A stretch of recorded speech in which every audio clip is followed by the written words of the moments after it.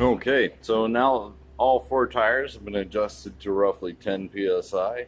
I'm going to go ahead and continue with some of the more simple procedures. First of all, we notice while looking in the radiator, it is a bit low, so we're going to go ahead and top that off.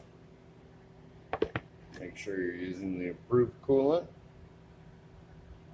Depending on what vehicle, you can have several different coolants. If it's diesel, you want to look out for Dexcool or any other specifications like that.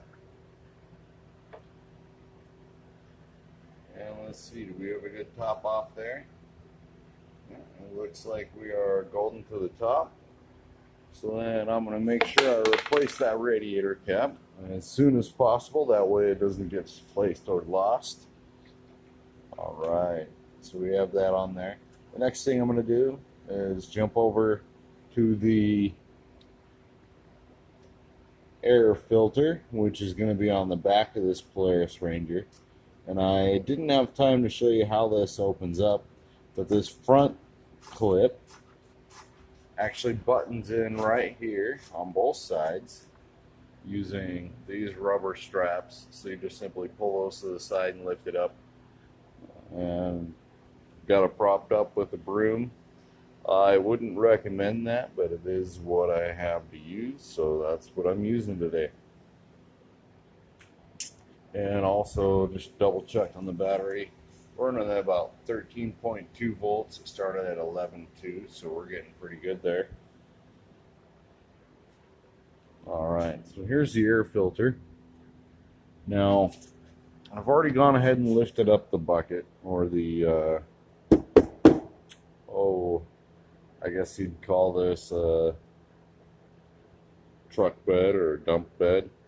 And how you do that is it's got this lever here on the side that's going to be sitting right here.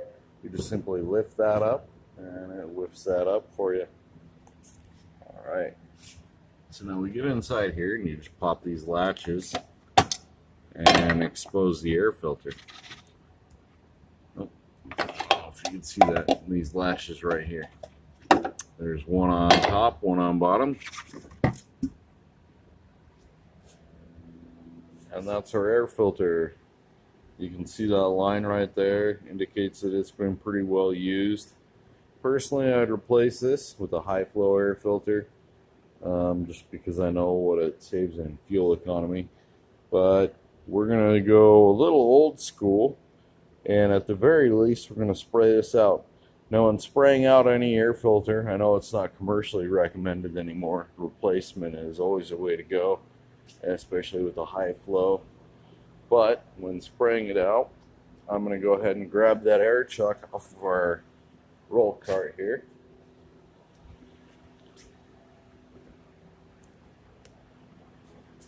Swap out our tire gauge and inflator.